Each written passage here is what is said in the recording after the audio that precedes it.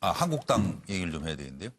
바로 얼마 전까지 한국당을 이끌었던 홍준표 전 대표가 돌아왔습니다. 정치인 홍준표의 미래는 어떤 모습으로 돌아올 수 있을까요?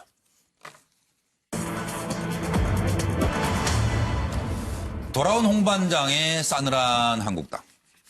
홍, 내가 겁나냐? 이렇게 선전포고를 하신 것 같은데. 양측의 기류가 어떻습니까? 내가 겁나냐? 이러니까 김병준 위원장이 평당원이에요. 이렇게 얘기하셨는데. 홍 반장이 돌아온 홍대 싸늘한 한국당의 분위기. 패전지장을 공항에 나와 반갑게 맞아준 정성에 감사합니다.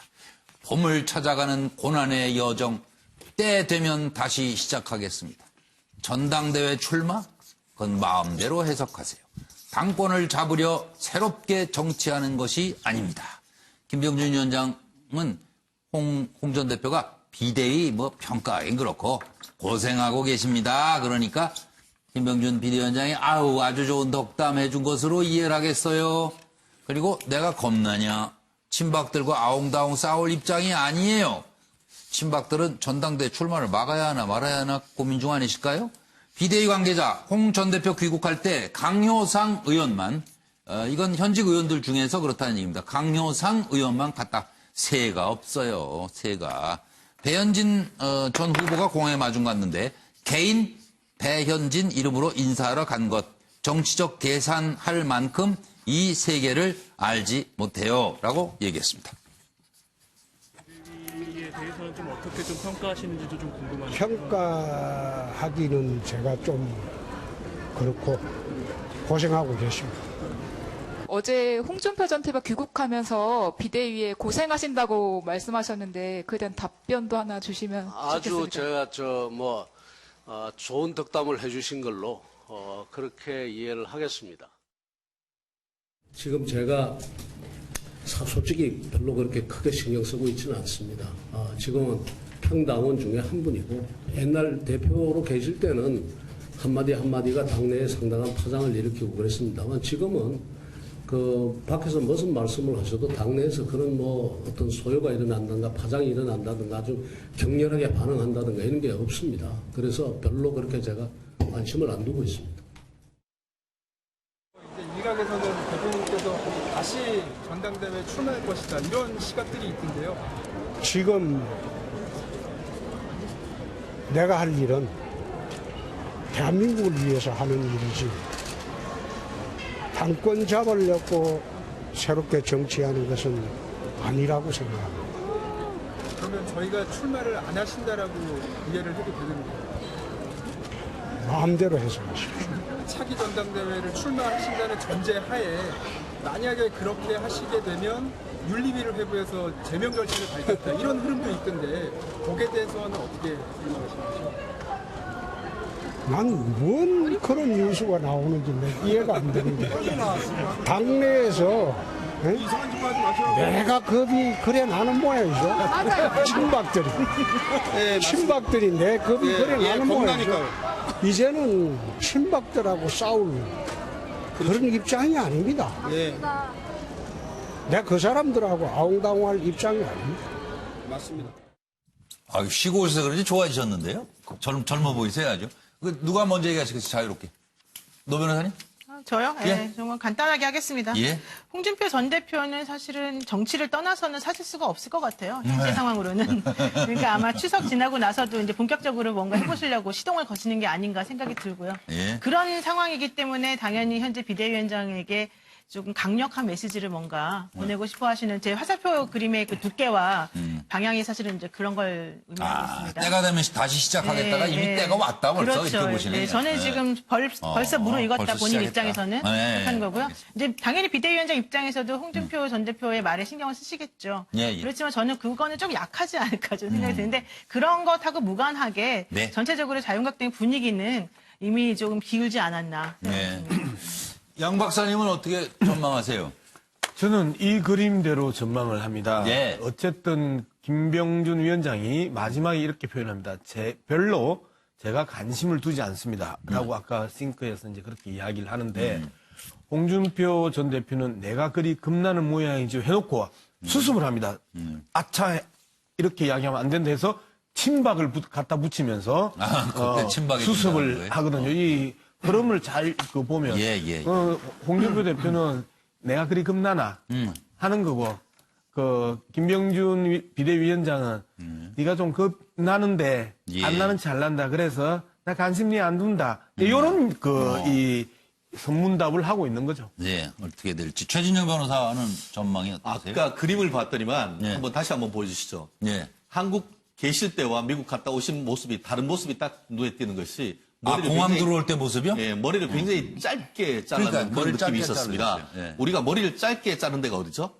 군대다라고 생각을 합니다. 한마디로 전투 모드로 해서 한국에 들어온 것이 아니냐. 결국 이걸 본인의 전투 모드로 정치적인 해서. 어떤 예. 그 컴백할 때에 강력한 어떤 인상을 주시려고 하는 그런 모습이 미루어 짐작되는데요. 예. 제가 쓴 글 같은 경우에는 지금 갑은 나다. 한마디로 지금 김병준 비대위원장 같은 경우에는 어쨌든 간에 본인이 지금 실질적인 리더 아니겠습니까? 그렇기 예, 때문에 여기에서 내가 뭐 이 평당원이다 얘기하는 것은 당연한 것 같습니다. 하지만 그게 지금 제대로 이 부분에 대해서 혁신을 제대로 못할 경우에는 결국 다음에 리더십을 누군가에는 넘겨줘야 되는 그런 상황 속에서 예. 현재로서는 정말 어떤 결정적 한방 이 부분을 지금 아직까지 김병준 비대위원장이 한 2루타 정도는 쳐졌는데 득점권에 보내놓고 아직까지 득점을 제대로 하지 못하고 못하는 있다, 아직은. 그런 입장이어서 예. 아마 보수적인 생각을 가진 사람들로서는 좀 답답한 그런 답보 상태가 아닌가 생각합니다. 끝나봐야 알죠, 뭐, 경기. 김광동 부장. 예, 김병준 비대위가 이제 추석 지나서부터 한국당의 이제 소위 개혁과 쇄신에 본격으로 나선다고 최근에 제가 들었습니다. 근데 예. 그렇고 이제 여러 가지 모델을 놓고 고심하고 있는데 예. 최근에 김병준 위원장이 아는 사람들한테 이런 이야기를 했다는 거예요. 그러니까 얼마 전에 어떤 패널이 가서 특강을 한 적이 있는데 그 마지막 마무리에서 한국당을 개혁하는 건 삼봉 모델이 있고 포원 모델이 있습니다.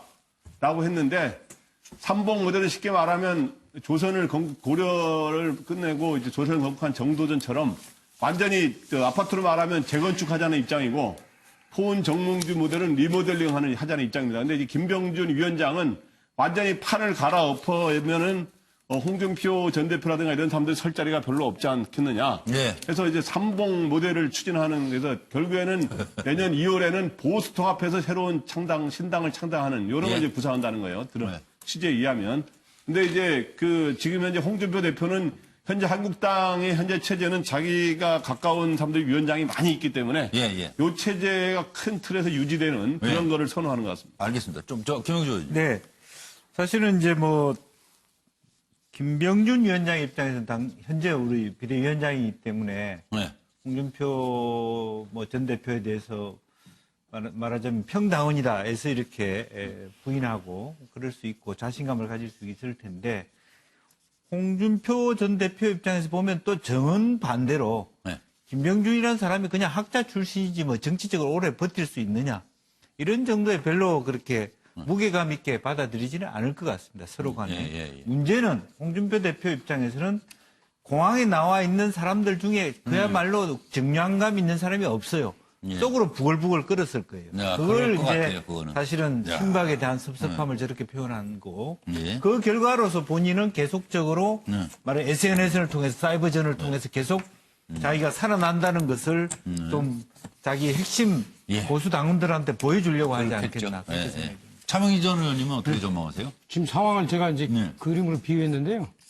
한 2달 동안 외국에 나갔다가 홍 대표가 자기 집이라고 찾아서 돌아왔더니 그 옆에서 그 집에서 문은 안 열어주고 네? 옆집 가보세요. 혹시 횃불당이 아니라 아이스크림당 찾는 거 아닙니까? 예. 그래서 상당히 이제 홍 대표가 상당히 곤란하고 당황해하는 모습인데 지금 이런 것 같아요. 제가 볼 때 한국당에서 그 비대위에서 한국당 전체는 아니고 그래도 명색이 전 당대표였고 네. 그리고 대선 후보도 했던 홍 대표를 굳이 저렇게 무슨 평당원이다 내지는 윤리에 해배할 거다 그런 얘기까지 할 필요가 있어요? 우리 당의 소중한 자산인데 네. 저는 그럴 필요 없는데 너무 그 비대위 쪽에서 좀 쪼는 것 같고 예. 그렇다고 해서 홍 대표는 지금 쪼는 사람들이 친박은 아닌데 또 거기다가 왜 또 친박을 찌우는지 홍 대표도 이게 2달 동안 나가 계시더니 감을 떨어지신 것 같고 하여튼 그렇습니다. 머리는 짧게 끝 자르고 왔는데. 예. 자, 그나저나 이제는 법정에서 진실이 가려질 일만 남은 거 아닙니까? 이 김부선 씨 문제. 일단 강용석 변호사가 한 팀이 됐습니다.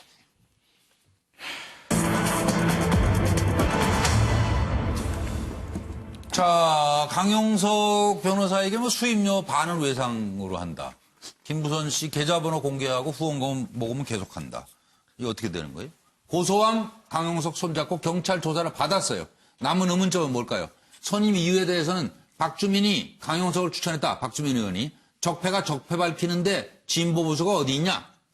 그리고 이재명 지지자가 고약하게 시비를 걸어서 요 손키스로 조롱했을 뿐이다.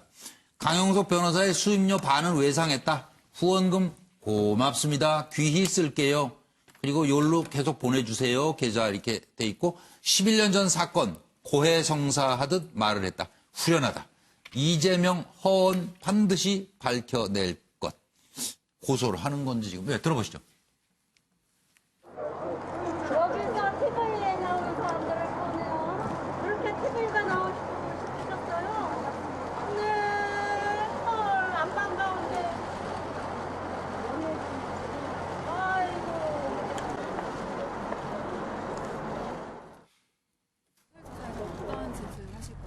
5월 20일 날 날짜를 헷갈린 거는 제가 한 게 아니고 김영환 씨가 실수를 하신 것이고요. 저는 분명히 7월 9일 날 노무현 대통령 그 추도식에 가는데 이재명 씨로부터 전화를 받고 옥수동 집에서 만나자는 전화를 받았으나 거절하고 봉화로 내려가서 1박을 하고 추도식에 참여하고 사진까지 있습니다. 그러니까 네, 거기까지만. 예. 1차 조사 때는 30분 만에 이제 귀가를 하셨잖아요. 그래도 저희도 돌발적으로 혹시 나오시진 아닙니다. 않을까. 오늘도 길진 않을 겁니다. 좀 불편한 일이 있었습니다. 지금 말씀드리겠습니다. 왜 네, 조사? 네, 아예. 네. 지금 노 변호사님.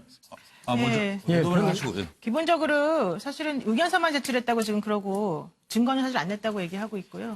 또 수임료도 다 못 받았다는 걸 들어보니까 좀 아마 증거가 좀 많이 없지 않나 생각이 들고 또 결과도 그렇게 아주 좋은 결과는 사실 그렇게 좀 관망하기 좀 어렵다 생각이 뭐 들고요. 특별히 예상 전략이 있거나 뭐 이런 게 아니네요. 그런 건 없는 것 같고 얘기예요. 단지 이제 아마 제가 알기로는 이재명 지사의 말이 바뀐 것들을 아마 정리해서 거짓말이다라는 걸 부각하려는 그런 시도인 것 같아요. 근데 그렇다고 해서 과연 될까 좀 걱정이고 또 하나는 고소왕이 있긴 한데 이분이 사실 성과가 그렇게 좋지는 않았어요. 그동안에 계속해서 많이 실패를 많이 했기 때문에 이번에 김부선 씨하고의 전략이 또 얼마나 잘 먹힐지 그다음에 또 하나 이제 김부선 씨가 아까 그 손키스를 날린 다음에 그 여성분에게 명예훼손으로 고소당할 수 있다고 말씀하셨는데 그 요즘 명예훼손 그렇게 잘 인정해주지 않습니다. 특히 김부선 씨 같은 사람이라면 그렇기 때문에 그런 말씀은 좀 적절하지 않았던 것으로 보입니다. 네. 최 변호사는 그것도 차명진은 네, 저부터 변호사 나중에 해서 제가 볼 때는 둘이 윈윈하는 게임이 될 거다.